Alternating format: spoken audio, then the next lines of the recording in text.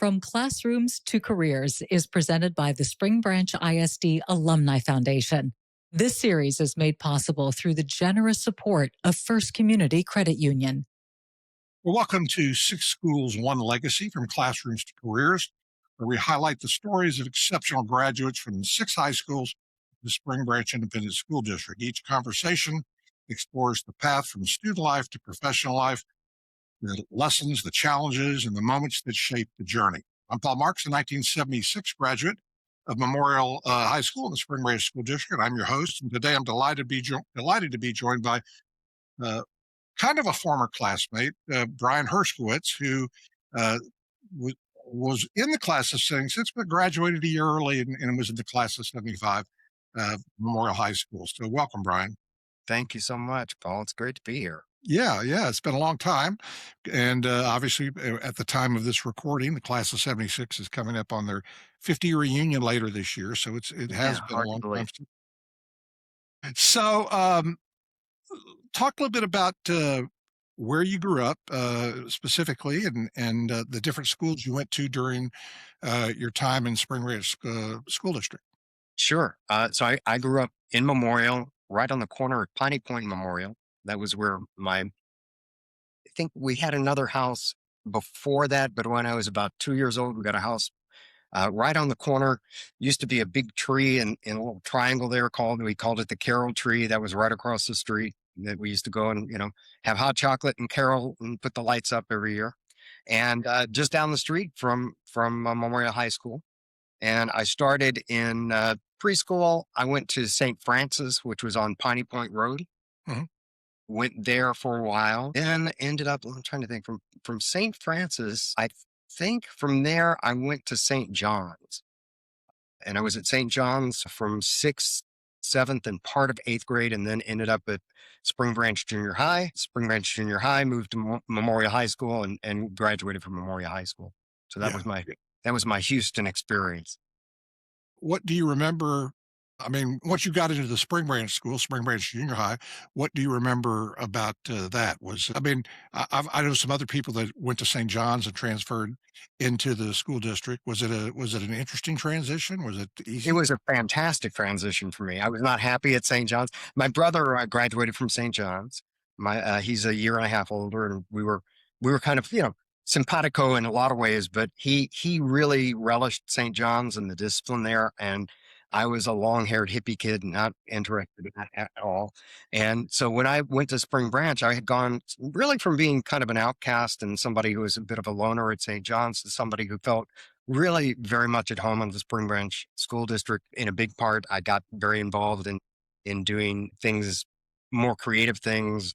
They used to have a fair every year, a curriculum fair. Mm-hmm.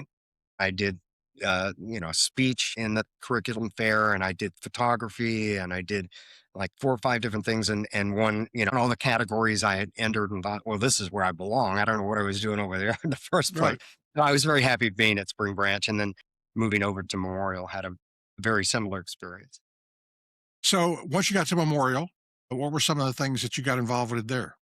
So primarily theater. That was my kind of my love and my interest. I had been a theater kid growing up in Houston, starting when I was 9 years old. I went to the Alley merry-go-round and took theater classes back then. And when I was 11 years old, there was a theater called the Dean Goss Dinner Theater, which was in the shadow of the Astrodome. Right. Yep.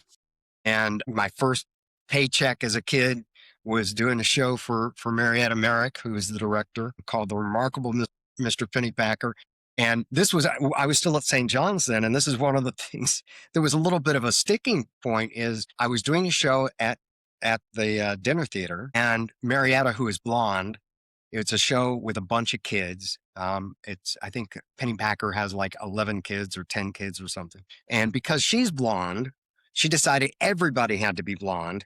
So we all had to dye our hair. And my mother decided that the best way to do that was to streak my hair. So I had this streaked brown blonde hair at 11 years old. The kids at St. John's found that a really fun thing to tease me about. So that was one of the things I'm like, and we were doing things in English where we were doing reviews of theater, but not the show that I had gotten reviewed for. And I was like very pissed off about that. So that was part of my experience there.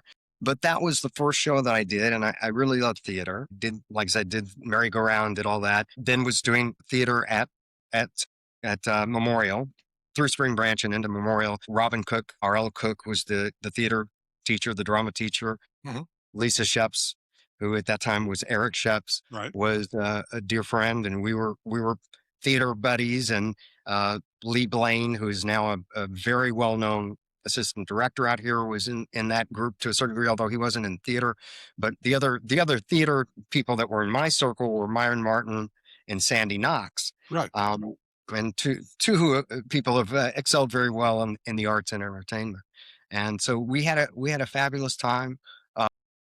We ended up doing a show. We did The Tempest, Right. which we did in a national theater contest. Can't remember where the nationals were. I think maybe in Washington, D.C., where we flew in and did an act of The Tempest. And I was one of the clowns, as typecasting might go. So I did that, and just had a blast in high school. Really enjoyed it. Any funny stories you can share with the audience about any things that happened at Memorial? Oh yeah, so there were quite a few things. One of the things I had an experience where I had a small car. I had a little Fiat. It was a little convertible, and I came out to get in my car. And I think I was a junior then. And as you alluded to, I actually didn't make a senior year because I graduated as a junior. But I came out to get in my car, and the football team had picked it up and put two wheels on the sidewalk. And I was between cars on either side, and I was looking at it going, okay, how did it get up here? And they were laughing their butts off because they were snickering, wondering how long it was going to take me to figure out what to do. And I could not for the life of me figure out how I'm going to get this car off the sidewalk. And because they had put it so that the wheels of the car were jammed up against the side of the sidewalk, so I couldn't turn. So I couldn't turn to get off, and I couldn't go straight to get off. And I was like, I finally had to go find the football coach and say, would you mind help getting your team to pick my car back up and get up? And eventually they did, and I was able to leave. But there were things like that happened on occasion. Trying to think if there are any other really funny stories. I mean, I'm sure there are, there are things if I had a little more time and I could go back into my data banks, I could probably find other stories. There was a lot of camaraderie, a lot of fun. I also I did photography for the journalism department for the school book, yearbook. Did that for a while. Just little things like that. So before we go to your career afterwards, you had some pretty heavy influence on your life with your father. And for those of us who are old enough to remember, I can remember your father being on television doing sports on the news. I remember that he had a column in the newspaper, but he also went on to write 60 books. And I think he's still going strong. I see some posts on Facebook every now and then of him doing certain things. Yeah, he's getting up there. He's going to be 93 in a month. Wow. Okay. And he slowed down considerably, but he's still, still pretty vibrant. He's losing a step or two, but he's doing okay. But he was a huge influence. He was also somebody that, is interesting. Whenever you have somebody in your life that is that kind of not only a mentor, but also kind of casts a large shadow, there's always a little push me, pull you. So there was a part of me that was really not interested in writing, because that was what my father did. And I didn't want to be a writer. And of course, what did I do? I ended up being a writer. So that was kind of how that went. So genetically, I guess I was stuck having to do that. And my daughter's a writer. So I have two daughters. One's an actor, one's a writer. So genetically, they split a little bit and each got a little piece of me, I think. Well, so we're going to talk a little about what you've done immediately after you left Memorial. What happened then? So at 17, so I graduated at 17. And at that time, I was a fairly serious judo competitor. Right. And I immediately went to Japan to train in judo for a year. Went to college there at a place called Sophia University. trained at a dojo in Japan called the Kodokan at a university called Waseda Daigaku. Studied Japanese and studied judo and did that. Ended up doing all kinds of odd jobs there. I taught English. I was a newscaster for a cable radio station in Tokyo. And there are some interesting stories there. I was at the KOX, the Rock of Tokyo, and I would do the news overnight. So I would start at about 7 o'clock in the evening, and I would do the news live from like 7 p.m. to midnight. And then at midnight, they would just repeat until about 4 o'clock in the morning. One day I came in and it was a beautiful spring day. And when I got into the studio, it had been, just perfectly blue skies. And I start to do the news and I'm saying it's beautiful blue skies in Tokyo. And I look out, it's turned pitch black. And I went turning darker now. And the engineer kind of looked at me like, what are you doing? So things like that would happen. But I spent a year in Tokyo, came back, went to New York for a little bit to try and break in as an actor. And just little strange things that would kind of happen where I'd end up coming back to Texas. I ended up doing a film called The Bermuda Triangle, where I played a sergeant looking at UFOs in a hangar down at the Harlingen Air Force Base. And then would go back and forth and eventually went, really where I think I need to be is Los Angeles. But before that, I went to North Texas State University, where Lisa Sheps and I were roommates when Lisa was Eric, and we were roommates, and Mary Martin was our suite mate there. Oh, wow. And was there for a year before eventually, like I said, going to New York and then out to Los Angeles. So I was 19, about to turn 20. I came out to Los Angeles, started working almost immediately in theater, wanted to be an actor. I bummed around as an actor for quite a while. And eventually just kind of was like, I started dating a woman from Texas, another Houston actress named Gina Hecht. And Gina was a working actor, and she was on a series when I met her. She was on Mork and Mindy with Robin Williams. So I got to be really good friends with Robin and Pam Dauber and the people from the show. Jay Thomas, unfortunately, passed away, as did Robin. But we were, got to be friends. But after a few years of that relationship, she was starting to look at her watch going, what are you doing? So it's like, well, and I ended up taking a job in post-production on a television series about the Vietnam War called Tour of Duty. And I'd already written a feature film at that point, which is a small horror film called The Photographer, and started to kind of have an interest in that world. I'd written my own screenplay that was really naive, but kind of an offshoot of my experiences in Japan. And, I really didn't have any interest in pursuing that.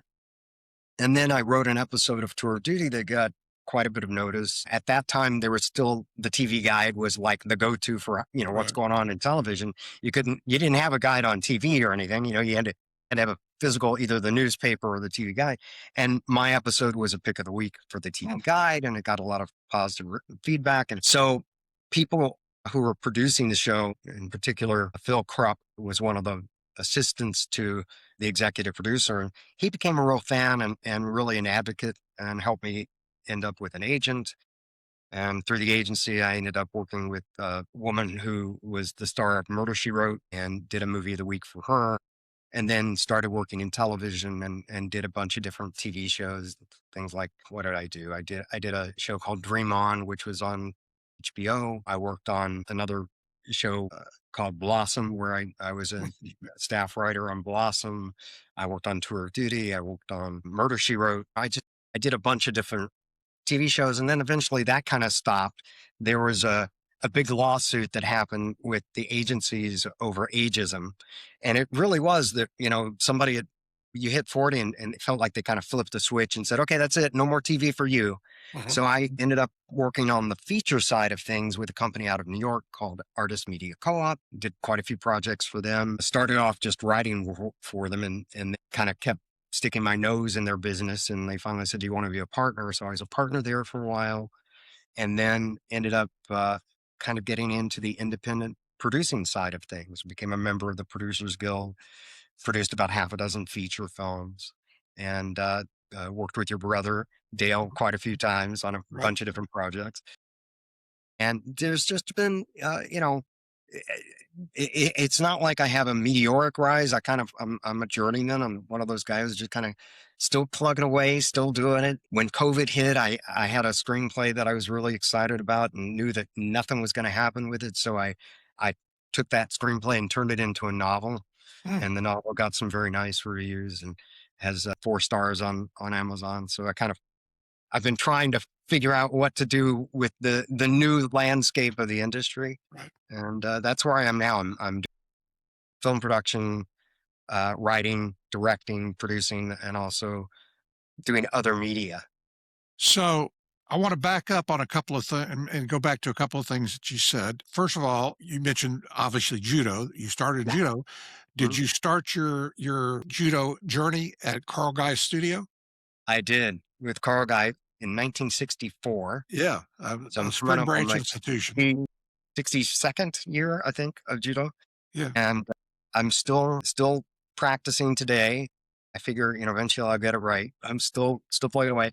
I recently, not this year, but the year before, they had the World Championships here in Las Vegas. And so far, they've had the World Judo Championships, Veterans World Judo Championships, twice in the United States.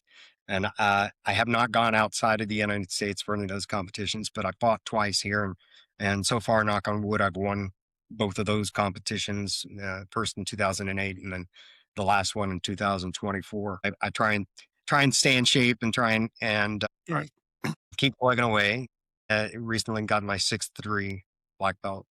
And you do more in martial arts than just judo. You're involved in a couple others, right? Yeah. So I also have competed and trained in Brazilian Jiu-Jitsu, had a couple of world championships in that, as well as I won. One of the funniest pictures I have is I won the open division in the Pan American Games. So I soaking wet. I'm about 140 pounds, and I fought a guy who was 245 and another guy who was 220.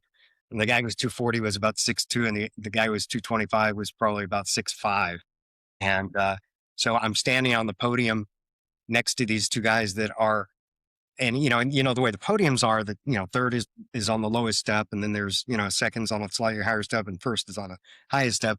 And I'm standing on the highest step, and I'm still shorter than the 2 guys that are next to me. But that was an exciting day for me. I had a lot of fun doing that. So I've done Brazilian Jiu-Jitsu. I did Syringe Kempo, but that was really just out of parental self-defense. My daughter was taking karate and had gotten a black belt, and I went, oh no. No. You don't get to be a higher ranking than me anymore. I went and got my black belt in Syringe Kempo.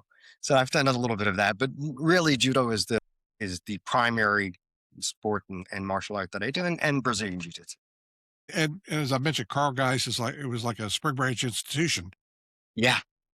Carl he's one of very, very few people in the world that have attained the 10th degree black belt passing. He passed away about 5 years ago, and huge influence in my life. Yeah. Very much a father figure in my life.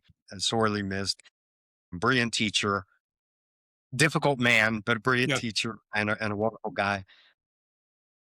Just a real Renaissance man, and had all kinds of skills and craft that, he would come up with inventions on things that helped with your judo that were just wild. And he was really, really fun to be around. Yeah. The other thing I want to circle back to is your lovely wife. Yes. She comes from kind of Houston dramatic royalty, doesn't she? Yeah, she does. And that's actually, I talked about the Dingas Dinner Theater, which later it went from Dingas to the Holiday Dinner Theater, I think. But I worked with her mother at the theater. We had done a show together. Did not know her daughter. Hadn't met. I was too young. Right. She's a little bit older than me. She had already gone to school. When I was 17, just before I moved out to Los Angeles, or 19, I guess, just before I moved out to Los Angeles, I was doing a play with her mother. And it was called a play called Paris Is Out with Pauline Hecht and Dick Depew. Mhm. And Dick Depew was also in the first show that I did, which was the Marvelous Pennypacker. He was Mr. Pennypacker. So he was also a staple of the theater scene in Houston. And Pauline said, "Oh, you're going out to Los Angeles. You'll have to look my daughter up. She lives out there." And I went, "Yeah, right." Didn't think anything of it. And then about 6 months into my tenure here, I was rooming with another Houstonian actor named Ricky Carlson. And Ricky was just a dear, sweet person. Unfortunately, no longer with us either. But Ricky said, "I'm going to go to Mork and Mindy and see the show. If we go out afterwards, you want to come with us?" Of course. So I met him, and Pam Dauber was there with her boyfriend, and Gina, my now wife, was there. We started chatting up, and I asked her out, and she was reluctant but said yes. And we started dating a little bit, and it took me a long time to wear her down before she finally said, "Yeah, let's make it let's." She was doing everything she could to break up with me. She really did. At one point, I remember sitting down with her and her crying and weeping and saying, all the reasons we couldn't be together and we shouldn't be together. And it was so wrong. And I'm this and I'm that. And she's this and I'm that. And I listened to her ramble for about 45 minutes. And finally, I said, "Well, the only thing I can say is never scratch a tiger's balls with a wire brush." We laughed for about 15 minutes and said, "You know what? I think I need this in my life." And that's how we ended up together. We've been together ever since. We were married in 1988. We're, what was that, 39, almost 39 years. And we've got two kids, one 35 and one 29. And just, living our best lives. Yeah. Well, let's talk about one thing other that you've done since you've moved on to what you're doing now, and that is teaching. You've done some teaching as well, haven't you? In just about 40 years. So Yeah. I started off doing seminars around the country in Nashville and Houston, a few other places, Austin, where I would do just screenwriting seminars. And I did that for a while, which is interesting. I was probably doing it before I knew what the heck I was talking about. And then, but finally, kind of kept pushing at that. I taught for a while. After I was a staff writer on Blossom, I taught for 6 years at a place called Writers Bootcamp, which had a very nice reputation. And then for 10 years at UCLA Extensions, I taught their screenwriting program online when that was a fairly new thing, and did that. And that actually turned into a textbook that I wrote called Process to Product, which is a practical guide for screenwriting. How do you take a story and an idea and turn it into a screenplay? And then for the last 22 years, I've been teaching for Boston University in Los Angeles. Sure. They have an LA campus, and the idea is to have an internship program for students, primarily from Boston, but they can be from anywhere, but primarily that Boston is the funnel. And it's MFA graduates who are really making the transition from the academic world into the working side of the industry. And I work with them on their screenplays, an internship with a company here in Los Angeles, and then they get to hopefully understand what the business is really more about before they have to get thrown to the wolves. Yeah. That's where they are. Yeah. So I've been doing that a long time. Well, I'm sure you've got a lot of different stories we could talk about, but we want to try and keep this within a certain time limit. So I want to just Sure. ask you one final question, Yeah. which I ask all the people that we interview for this series, and that is, if a current student in the Spring Branch School District is watching this interview, what type of advice could you get them about some of the things they need to be thinking about while they're still in school and thinking about what they want to do once they leave for their journeys? I think probably the biggest piece of advice is two-pronged. And the first prong is experience. Do what it is you're interested in doing. If you want to be an actor, act. If you want to be a painter, paint. If you want to be a director, make movies. If you want to be a doctor, intern at a hospital. Whatever it is that you want to do, get experience in that world. Not necessarily the exact job that you're going to end up doing. If you want to be a producer, you want to be a director, get on sets. Go volunteer for University of Houston's theater department or film department. Get on sets, have experience in the world you want to be in. And the other thing is be open to opportunity. Learn how to network and to meet people, and don't be shy about going up and saying, I like what you're doing. How do you do it? Can I pick your brain for 5 minutes? I think one of the biggest things, particularly since COVID, that students today have difficulty with is communication and person to person, one-on-one. How do I get the nerve to go up to somebody and say, let me introduce myself. I'd like to know how I can help you. I'd like to know what you need and how can you help me? And that's a hard thing to teach people. And it's a hard thing to get people to do. But I think those are two really important elements for having a leg up when you get out of college or whatever, high school, wherever you're going to start your career from. That you want to find that gig, that job that you're comfortable with, whether it's something that is truly your bliss or not, or if it's just something you're doing for money, whatever your purpose is in life, you want to at least start on that path and understand that this is what it's going to be about. This is what it's going to be like. And I understand what that journey is. And that's the journey I want to take. Otherwise, change your journey, change your path. All right. Fantastic advice. Well, thanks, Brian, for reminding us how powerful that journey can be. And I want to thank our audience for spending time with us. We encourage you to continue watching as we share more stories from the remarkable graduates of the Spring Branch Independent School District, because every legacy begins somewhere. Thanks, Brian. Thank you, Paul. This has been From Classrooms to Careers, presented by the Spring Branch ISD Alumni Foundation, made possible by the generous support of First Community Credit Union.